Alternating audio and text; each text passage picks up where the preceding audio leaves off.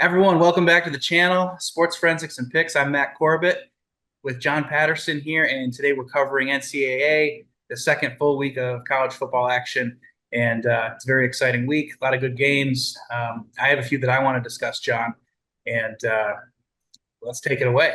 So first game I was looking at here is, big noon, Texas, ranked high in Michigan, the Longhorns and the Wolverines here. Texas is a 7-point favorite currently against the Wolverines. And I got to say, I really like Texas in this game. I think they're ranked high, but more importantly, being a 7-point favorite on the road against, the defending champs, right? So I think, you probably have something to say about this as far as, when you flip that home field advantage, what if Texas was home, what kind of spread would you expect?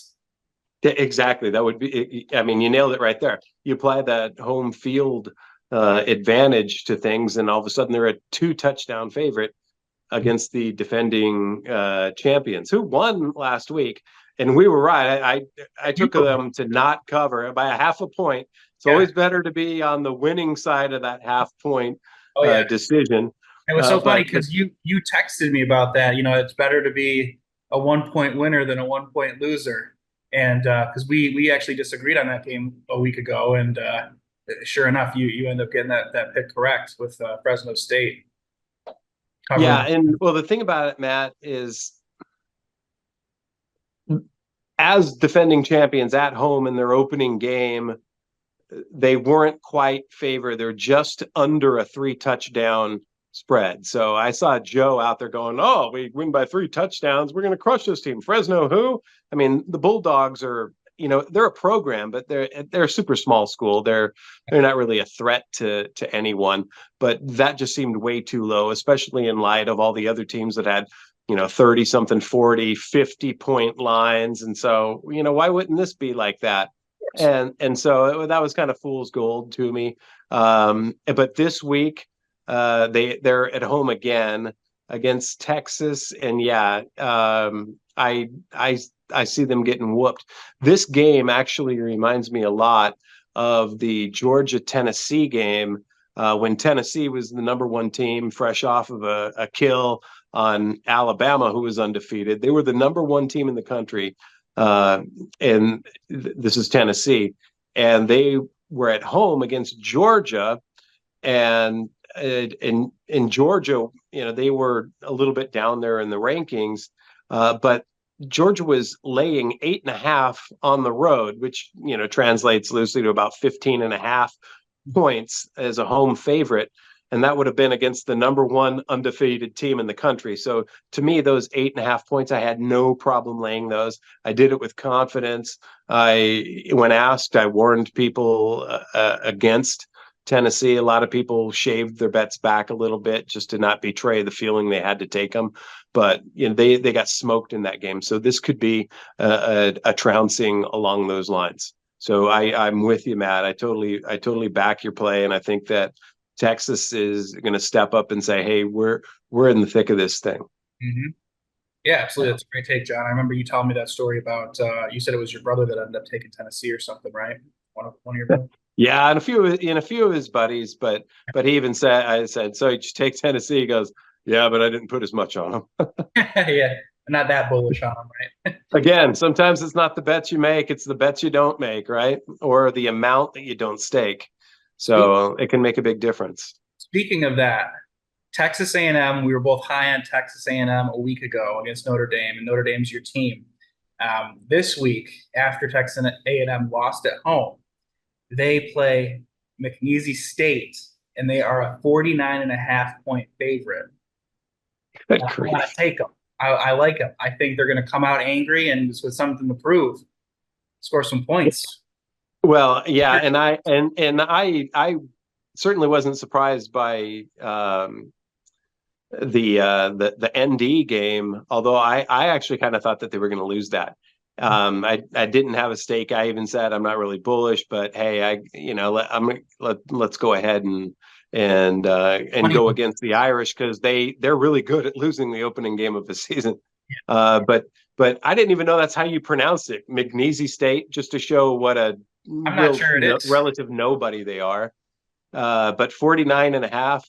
Yeah, they got to be pretty angry after being a 20 seed last week and Notre Dame beat them. I didn't really see what their seeding moved to, if at all. But they don't deserve to be in the top 20. They were number 20 last week. They certainly don't deserve that. So maybe they're at 23, 24. And so it's going to take them to roll teams like McNeese in order to kind of, get back into the good favors of the people who are putting these rankings together, because 12 teams are going to make the playoffs this year, and they certainly want to be one of them. Yeah, absolutely, and they definitely still have a chance to do that. The 12 teams. So, but who then they could crash and burn as well. So, another game that's really a good rivalry game this week is Iowa and Iowa State. Iowa is a 3-point favorite right now, and I have to say I really like Iowa. Where's it at? I forgot. It's in Iowa. Oof. It's in the state of Iowa, so you'll be all right. Now, okay, here's a big question for me. So you've got Iowa, Iowa State, 3-point spread at Iowa. What's the money line on Iowa State? Let me look it up. Because if it's plus 130 or less, like 120, I would be inclined to take Iowa State. Although in a rivalry like this, sometimes you can have that 2 or 1-point victory, and that can be scary. And so I'm not even going to touch this game. So I'm just going to back my man's play and say, all right, I'm going to root on Iowa. But three points at home in that rivalry, I would be more inclined to take Iowa, believe it or not. If they were 4 or 4.5-point favorites, three kind of scares me. The line has actually moved. It's 2.5 now. Which supports Iowa State. So you know what? Maybe I will throw a token bet on Iowa State just based on that. The money's going in the direction of the underdog, and it was small to begin with. So there's no reason that the bettors should put enough money on the visiting team to affect a line change in that way. So, mark me down for Iowa State. If you were really, really bullish on Iowa, you might want to temper that a little bit. Heard. Yeah, just to let you know, Iowa's minus 135 currently. Iowa State plus 114 on the money line. Oh, I love plus 114. That's good. I mean, for something that was 3 points, a 3-point over under line would usually, line on the dog would usually give you around plus 130 to plus 140, sometimes plus 125 in college, because you'll get a lot of wise guys that'll throw money on one side and affect change rather easily. But the fact that the money line's moving and not so much of the line itself tells me that there's a lot of money going on the upset itself and not just the points. Right. Interesting.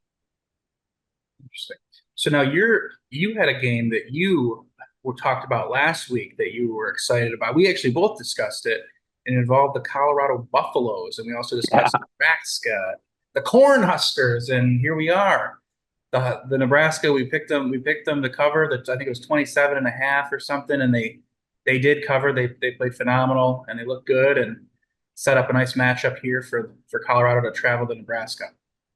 You're right, Matt. We did talk about that, and it was really interesting because Nebraska, in our estimation, as we said in the video, they have to go out and beat up their opponent, which they did. They won by 30-something points in a 20-something point line. And the reason why is because preseason, they were listed as, of course, they're at home, Nebraska, as a 7-point favorite against Colorado, the Buffaloes. And the Buffaloes are already the darling of the country. Everybody's behind Coach Prime and that team. And I'm no different. We were smart enough to play. We took the points against them last week, and we covered that. That was a pretty balls play. But the thing about it is they won the game, and they looked like a horse winning a race on a hand ride. They never had to go to the whip, Mhm. and Sadur Sanders is a stud. He didn't even have to run the ball as a quarterback. With the name of Sanders, when you don't even need to, if you're not facing enough pressure to need to leave the pocket and maybe scramble for a first down or run it to the sideline, he didn't do that once. He was just chucking that thing down the field, and they've got a couple really talented players, and I expect them to upset Nebraska. I'm not saying it's going to be a beatdown because that might not be good for TV, but I see them winning the game. And so, and I'm not saying the points are the play, but I like it to win. No, I'm not afraid. You guys take the points. Take the points. Don't lay the points. This is not a game to lay the points on. Although 7 points is a lot for a team that you would expect to lose, but it's been that line ever since. And so, again, I think Colorado only won 5 games last year, and that was after winning one. So they're still not really getting the respect that, because they haven't earned it yet, to be honest, with Vegas. But I know that behind the scenes they have a lot of sideline studs, former NFL players, Pro Bowlers, NFL Hall of Famers, that are giving these teams or these players a lot of great advice. They're showing them how to do it. They're showing them how to get ready for the next level. And so I believe that this college level that they're at, where Colorado is, and the fact that Sadur Sanders came back, he forewent the NFL draft to come back for a senior season. It sounds like a screenplay I wrote about basketball, but I'm telling you what, I really like Colorado with a ton of points, and their defense isn't there yet. They gave up as many points as USC last year, pretty much, but they're getting a little bit better. But they're still going to probably give up about 30 points. So I'm looking at 80 points ish, give or take a few in either direction. But I look for this to be. You can't call it a shootout because it's not going to be close. It's just going to be a ton of points scored, and Colorado is going to get stopped a whole lot less than Nebraska is. But I expect a very fast pace, lots of deep balls, lots of big catches, lots of big plays. It's going to be fun. So the pick here is Colorado money line. Colorado money line. You know what? Go ahead. Be safe. Do the Scott, like my brother Scott. You know what? Whatever you put on the money line, put at least twice as much on the points and enjoy the game. You might absolutely rake, and someone like me might just suck it up and die, and lose on the money line. Because the way I see it, it's a 50-50 chance when you're an underdog, you're going to win or lose. And I don't play to win by the points. I play to win. I think it's kind of gutless when you really feel a team is going to win to just put everything on the points. It's smart, and I'm not saying I am, and the proof is in the pudding. I'm probably not when it comes to this stuff, but my numbers over time are so much better when you just kind of take the money line. And if you're taking a team at plus 350, it's like winning 3.5 individual bets to one. So this is plus 250 it opened at. It's actually down to plus 230. So there's a lot of money also going on Colorado for the upset, because there are a lot of people that just realize they're a smart pick. Yeah. Well said. That's excellent. A couple more games I just want to cover briefly here. Kentucky -8 at home against the South Carolina Gamecocks. I like Kentucky in that one. I just think South Carolina has not been very good in the recent memory, and I feel like Kentucky's a program that's heading in the right direction. And I think South Carolina barely squeaked by against a bad team last week, or didn't win by the points that they should win by. Being this big school and a big conference, and I like Kentucky. Yeah, I Anything? can't touch that take. I think it sounds really solid. I think you're selling it right in 8 points. They could cover that in the first quarter. So yeah, it could be a big win for Kentucky. And I think that they didn't show up as well as I expected them to the first week, even though I didn't even talk about them in our deep dive. But sounds good to me. Cool. Ole Miss, that's my pick for the championship. They're -43 versus Middle Tennessee. And I like Okay, so I got to stop you right there. So you did. Are you actually kicking Georgia to the curb? Because I thought last week you committed to Georgia. This is what happened. We don't need to re-show the thing, but you're saying, yeah, I kind of even like them to win the championship. But you had already kind of committed to Georgia. But then the lights flickered back on, and not only did they cover that spread by a ton, I you're was like, oh, expecting well, that. maybe I'm going to take them for the championship. So I said, well, we don't know if the lights meant take them this week or take them for the season, but they definitely have a ranking that is much stronger than we've ever seen that school at in recent history. So I have no reason to doubt them. I certainly have no reason to doubt them this week. I think you're totally solid with them. Are you pretty confident laying the points on this one? I am. I am very confident in this particular game. I mean, you never know what's going to happen, of course, but I think, Ole Miss, I feel like something special is happening this season for them. I mean, a 70 burger in the first week, that's crazy. But yeah, anyway, they're my pick. We discussed Georgia last week. What I had said was that I believe that Georgia was going to cover those points against Clemson a week ago, and they did, which was great. But and then I kind of hinted that I was going to go with the Georgia, but they're the number one, favorite to win the championship. So I wanted to kind of switch it up and go Ole Miss. That way, you're at least, not just bandwagon the favorite. So Yeah, he didn't want to just be a total homer and take the easy pick. right, And I hope it doesn't seem that way with me in Ohio State because I just think it's theirs to lose, period. Even though they weren't the favorite to do it, Georgia was. I see Ohio State just to me it's very clear. So, but I would love to root on Ole Miss. That would be awesome. that'll be fun. We'll probably have Eli show up at all their marquee Oh games. yeah, for sure. Boy, the personality of the What if they're crowd playing will go down Texas? with that. They're playing Texas, and then Arch Manning needs to step in because of an injury. Eli Manning's on That's it. Oh, so now let me ask you this: Are you saying they're playing Texas next week? who? Ole Miss? Yes. Oh no, I was just saying that they're playing if they were playing in the playoffs or the championship or something. Oh, okay. Oh, okay. Because if it was next week, I was going to say, great. I'll take Texas to roll Michigan, and then I'll take Ole Miss to roll Texas. It's just kind of how it goes. Yeah, The average sports bettor has about a 2 to 3 week retention of what's going on, and they kind of base whether or not they're going to take a team one way or another based on very recent history.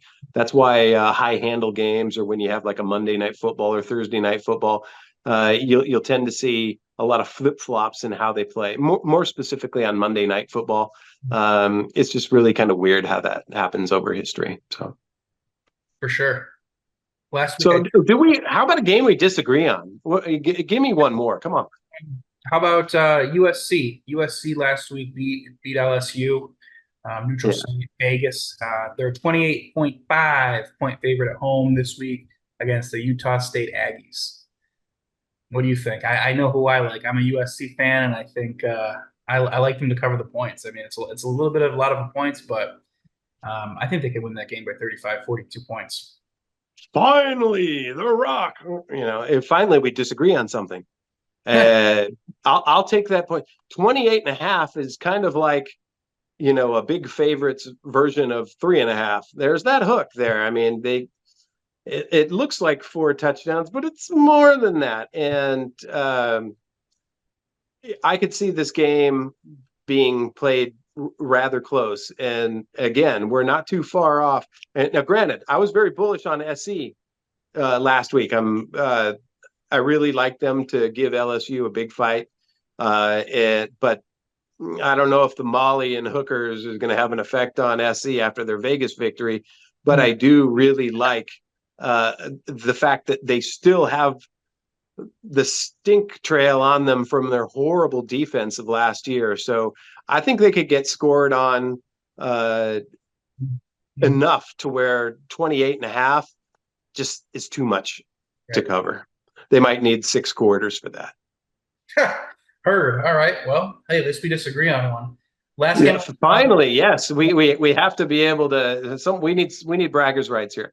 But that's all I got for you. I'm really all about the Colorado Buffaloes this week, and they're kind of clouding my ability to have too many really solid takes given the lines that are posted. I think that most of them are really, really just fair lines, and for me, I don't really see too many opportunities for the book to just get a bunch of people, swinging for the fences and missing the curveball. Right. Well, it's still early in the season. We got a few weeks left before we start seeing, these really good matchups on a weekly Yeah. basis. Last game I do want to mention is Northern Arizona versus Arizona. Now, Arizona a week ago beat up on somebody. There was like 100 points scored in the game. The over-under in this game is 61.5. Northern Arizona a week ago, I think, scored 52 of their own or something against somebody terrible. I really like this game to go over. I just think this is going to be a shootout. I'll leave you with that. 61.5. That's a lot of points. But yeah, I would never be afraid of anything in the 60s and or 70s. If they're going to post a line that big, that means they expect even more. And so you could be dead on that. So I'm gonna be I'm gonna show my guts, and I'm gonna take the under on 95. Under Yeah, that. no, I'm gonna let you sit with that one. I'm a little too Buffalo centric this week, and so there's going to be a lot more better matchups for us next week to dissect. Not really such a forensic slate this week, in my opinion. It's like you said, it's still early. It's only the second week, so we haven't really conditioned anything. We don't know how the teams are playing this year. I mean, even I'm just sitting here stuck in last year mode. That's why I'm going against SC, because their defense was terrible last year. I've really got nothing more to go on other than a prime time, high handle, only game going matchup against LSU, where they dumped them. And LSU is a top, they were the 13th ranked team, or they were a top ranked team, and SC was in the 20s. And they beat them. And so I think that there's going to be a lot of people that just kind of see, what, Utah, the Aggie, who are they, what, and they might be shocked by the amount of points that they're able to put on SC. So it would have to be like a 68 to 30 something type game for them to cover, and I don't see SC scoring that many points against a team that's going to run the ball and kill the clock between, dink and dunk pass plays. Well, I'm going to go on record and say there's no way that the Aggies of Utah State score 30 points on USC. You've done it. Okay, we'll see how it goes. Yeah. All right, cool, John. Anything else for tonight? No, it's all good. We're just going to enjoy the weekend. We're going to enjoy the games, and we'll look forward to talking a little bit NFL Sunday morning. So, be looking for that video before the 10 o'clock Pacific games on Sunday. We'll try to get that out tomorrow and get that cooking. I mean, it's going to probably be a couple weeks before we're covering a lot more in detail stuff, more deep dives, picking more games. But we're sort of getting primed, and I'm sure week 4 or 5 of NCAA and NFL, we are going to be absolutely killing it. So I'm excited. So you just said it. We're getting primed, just like Nebraska. Gonna rip them a new cornholio. Oh, the Cornhusker hole. Oh boy, I can't believe I went there. I apologize. Anyway, thanks, Matt. Everyone, like, subscribe, share, comment. Let us know what you think. Let us know what you want to see. Let us know who your teams are. We'll be happy to talk about them too. All right. Cool. Thanks, John. Have a great night. You too, Matt. Take care, buddy.